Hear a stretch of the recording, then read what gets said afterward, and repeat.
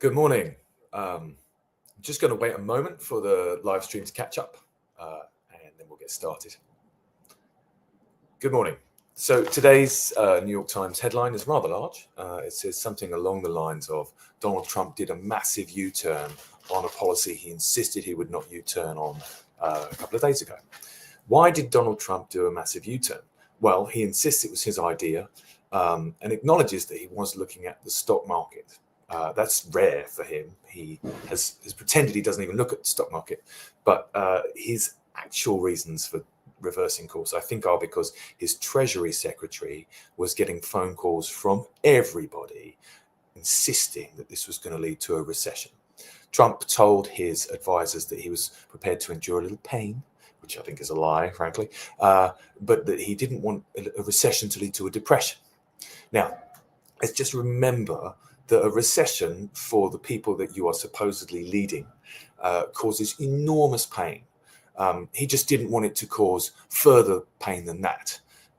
He used a putting metaphor. He said the markets were getting a bit yippy, which, if you do play golf, is when you're trying to putt and you kind of yip and then you mess it up. My father-in-law has this issue when he's putting, I have to say. It's tragic, and I've never suffered from it. I have other golf issues. Speaking of which, it's the Masters today.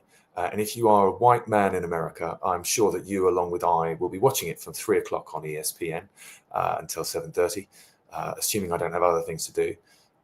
But with the golf coming up, I feel like it's a nice thing to just reflect on that metaphor a little bit.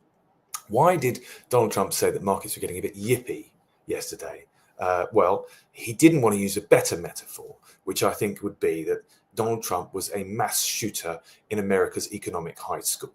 Donald Trump was about to do a Columbine on the markets, and market traders, investors, generally Republicans all over the country, were worried about their families getting shot. I think that's a better metaphor, but I do think, and this is the worst thing about this, I feel that I'm the one who's irrational to be angry about Donald Trump's treatment of me and of Americans this week. That's a classic position for somebody who's a victim of domestic abuse. When the abuser kind of makes a joke of the terrible treatment that they've been meting out, you can't help but find it a little bit funny because you're in this kind of toxic symbiosis with the abusive person.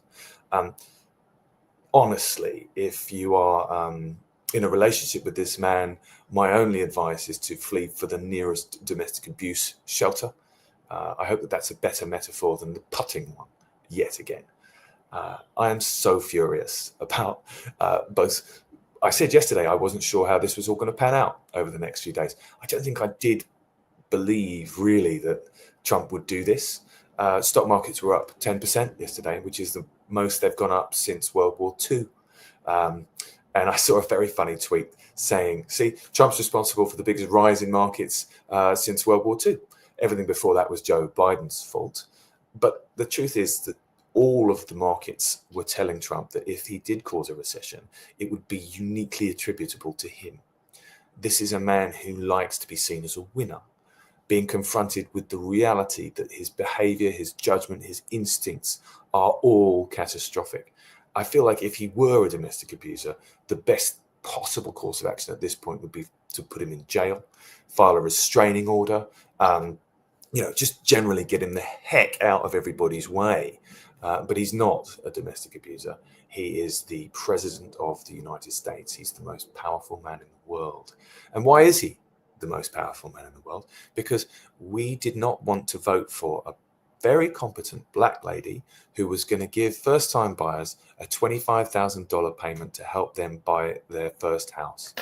Why didn't we want to vote for her? Because I think the majority of Americans actually are racist.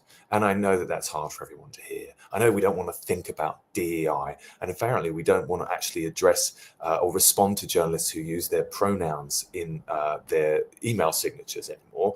But the truth is that if we had given a competent president a chance, we would not now all be wondering how on earth we can get out of this relationship.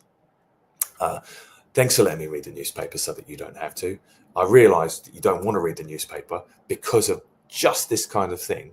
But I hope that a 5-minute summary of what was in the newspaper today was easier for you to tolerate and that you'll be able to go on and enjoy the rest of your day. Watch some golf. It's on ESPN from 3 o'clock. That's what I plan to do.